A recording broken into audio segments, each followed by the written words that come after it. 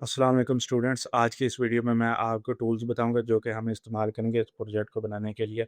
ये जो भी आपका पीएचपी का प्रोजेक्ट है उसमें आप यही टूल्स यूज़ करेंगे। सबसे पहले हमें चाहिए होगा एक जैम्प। अब जैम्प क्या होता है? जैम्प एक सर्वर होता है जो कि हमें सॉफ्टवेयर है जो कि हमें एक सर्वर बनाने की ये एक सहूलत देता है अपने कंप्यूटर में लोकल होस्ट के ज़रिए। ठीक है। अब ये जैम्प क्या है? इसके अंदर हमें पीएचपी भी मिल जाती है, इसके अंदर हमें डेटाबेस भी मिल जाती है और अपाची भी मिल जाती है। इसको डाउनलोड करने के लिए आपने Apache my friend Apache friends dot O R G या सिंपल गूगल पर लिखना है जैम्प और एंटर कर देना। ये पहली वेबसाइट जो आपके पास आएगी, इसको ओपन कर लेना। ओपन करने के बाद आपने जैम्प फॉर विंडोज़ पे क्लिक करना है और यहाँ पर थोड़ा-सा आपने टाइम लेना है, कम से कम 30 सेकंड का वेट करना है या 1 मिनट तक ये खुद ही इसकी डाउनलोडिंग स्टार्ट हो जाएगी। अगर इन केस नहीं होती तो आपने यहाँ क्लिक हियर पर क्लिक कर देना है, लेकिन मोस्ट ऑफ द केसेस ये स्टार्ट हो जाती है। तो ये देखें, ये सॉफ्टवेयर डाउनलोड होना स्टार्ट हो गया मेरे पास। अब इसको डाउनलोड कर लेना आपने। ये 150 एमबी का सॉफ्टवेयर है, ठीक है। उसके बाद मैंने किया हुआ तो इसलिए मैंने कैंसिल किया। उसके बाद दूसरी चीज़ जो आपको चाहिए वो चाहिए होगा वीएस कोड।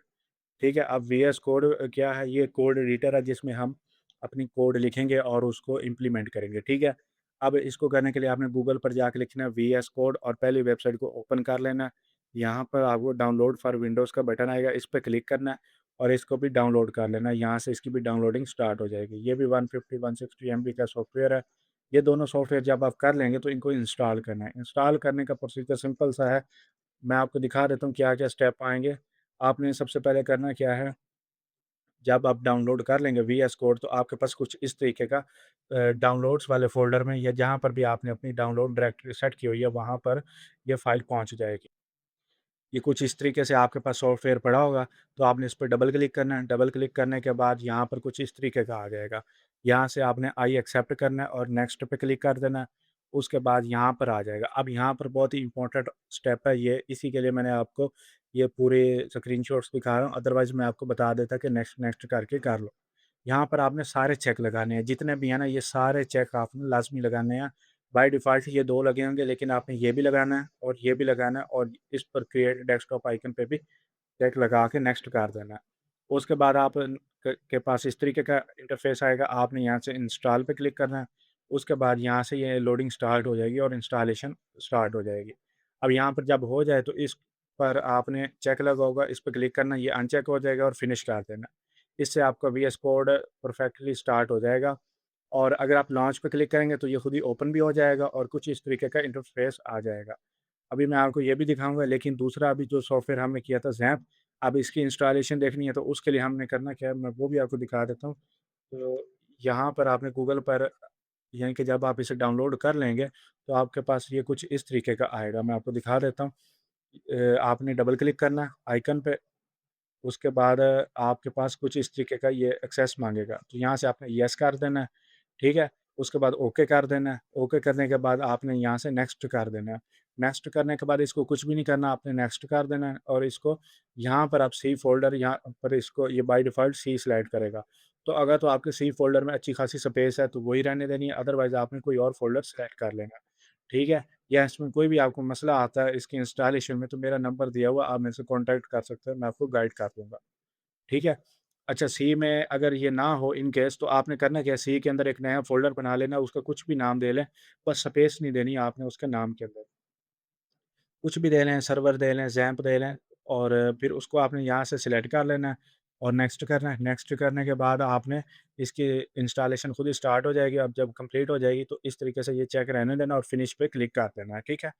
उसके बाद ये आपके पास कुछ इस तरीके से ओपन होके आ जाएगा, सही है? अच्छा, अगर आप यहाँ पर ये चेक नहीं करते और फिनिश कर देते हैं, तो फिर आपने किस तरीके से इसको स्टार्ट करना है, फिर आपने करना है यहाँ सर्च बार में आना है, जब इंस्टॉल हो जाएगा, तो यहाँ पर आपने लिखना है ज़ैम्प और एंटर कर देना है। जैसे ही एंटर करेंगे, तो आपके पास ये सॉफ्टवेयर ओपन होके आ जाएगा कुछ इस तरीके का, ठीक है? अभी मैं आपको दिखाता हूँ, मैंने इसको स्टार्ट किया, तो आ जाएगा, अभी आपको मैं इसके शो करवाता हूँ। तो ये देखें स्टूडेंट्स, कुछ इस तरीके का सॉफ्टवेयर आपके पास आ जाएगा, ठीक है? बाज़ दफ़ा ये एरर भी कर देता कभी-कभी, यानी कि ये जो अपाची और मायस्क्ल है ये ऑटोमैटिकली ऑफ हो जाते हैं। अभी आपने करना क्या है, ये जो अपाची और मायस्क्ल है ना, इन दोनों को बस यहाँ से आपने स्टार्ट कर देना है, बस पहले 2। यहाँ पर ये थोड़ा-सा टाइम लेगा, इस पे आपने दोबारा क्लिक नहीं करना, जब ये दोनों स्टार्ट यहाँ पर स्टॉप लिखा हुआ आ जाए, तो इसका मतलब है ये स्टार्ट है, ठीक है?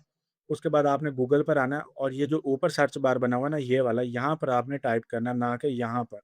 आपने यहाँ पर आके लिखना है लोकल होस्ट, बस ये लिखना है आपने लोकल होस्ट और एंटर कर देना है। स्पेलिंग यही होने चाहिए, अगर स्पेलिंग की मिस्टेक हुई तो ये ओपन नहीं होगा, ठीक है?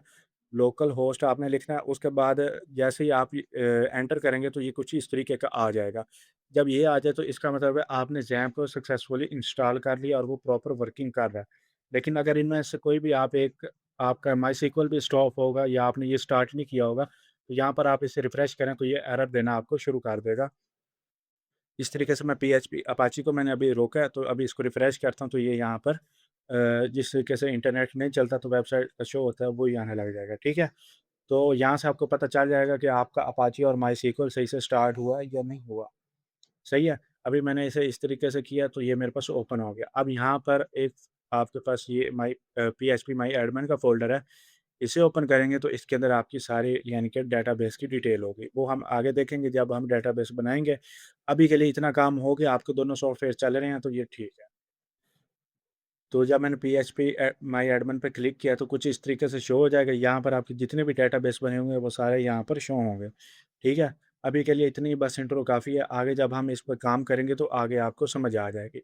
अब इतना काम जब आपने कर लिया तो दूसरा आपने जो स्टेप करना है वो ये है कि अब हमने प्रोजेक्ट को सेटअप करना है। ठीक है? अब इस प्रोजेक्ट का नाम है VUFYP। तो मैं इसी को यहाँ से कॉपी करूँगा। ठीक है? उसके बाद आपने चले जाना है जहाँ पर आपने ज़ैम्प को बनाया होगा यानी कि इंस्टॉल किया होगा। तो अगर आपने सी में किया तो आपने सी में जाना है, मैंने उसको रखा हुआ है ई में, मैं ई में जाऊँगा, यहाँ पर ये मेरे पास फ़ोल्डर पड़ा है।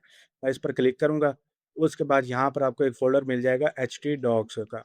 अब मैं htdocs पे डबल क्लिक करूँगा, उसके बाद यहाँ पर मैंने एक फ़ोल्डर बनाना है। दोबारा से बता देता हूँ, जहाँ पर आपने ज़ैम्प इंस्टॉल किया होगा, उसके अंदर जाना है, ज़ैम्प पर क्लिक करना है, उसके बाद htdocs का एक फ़ोल्डर होगा, उस पे क्लिक करना है।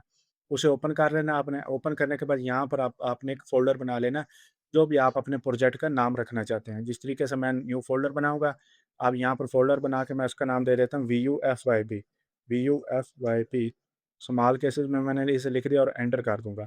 अब ये फ़ोल्डर बन गया, अब मैं इस पे डबल क्लिक करके इसे ओपन कर लूँगा, ठीक है? इतना काम जब हो गया तो अब आपने करना क्या है, अब दोबारा से नया टैब ओपन करना है, यहाँ पर आपने आके दोबारा लिखना है लोकल होस्ट। आगे आपने फॉरवर्ड स्लैश प्रेस करनी है। अब जो उस फ़ोल्डर का नाम था ना, क्या नाम था? VUFYP आपने वो लिखना है, ठीक है? अब मैं यहाँ पे लिखूँगा VUFYP, मैंने कॉपी किया हुआ था तो वही पेस्ट करके एंटर कर देना। अब ये देखें ये कुछ इस तरीके से आपको शो करवा रहा है कि ये एम्प्टी डायरेक्टरी यानी कि यहाँ पर कोई भी फाइल नहीं पड़ी और इंडेक्स ऑफ VU भी खाली यानी कि खाली फ़ोल्डर है।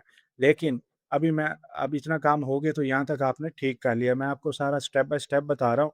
आगे जो हम चलेंगे तो उसमें मैं आपको अभी बिल्कुल बेसिक तरीके से, बिगिनर तरीके से बता रहा हूँ कि किस तरीके से सारा काम करना है आपने, ठीक है?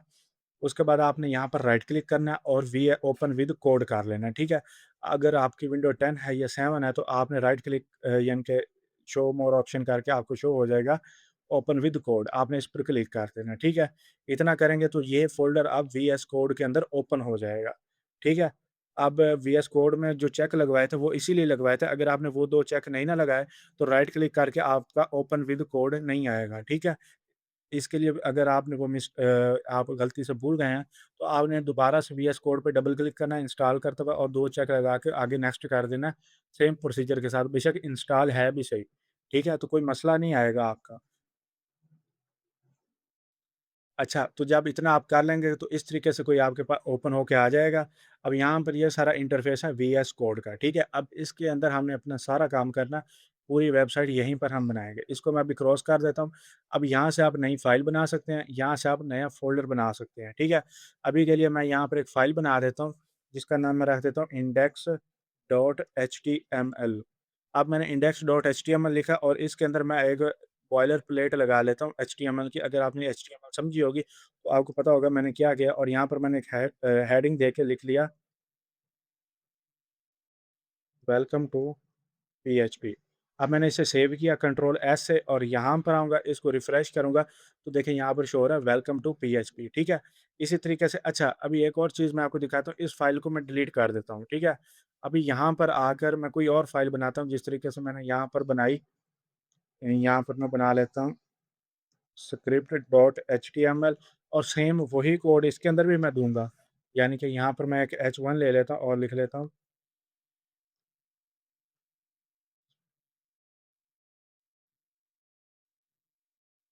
और इसको भी आके अब मैं यहाँ से रिफ्रेश करूँगा तो देखिए अब उस तरीके से शो नहीं हो रही। तो इसका मतलब क्या है? अब मैं अगर script.html पे क्लिक करूँ तो उसमें शो हो रहा है, लेकिन यहाँ पर बाय डिफ़ॉल्ट शो नहीं हो रहा। पहले इस तरीके से नहीं हो रहा था, पहले तो हो गया था।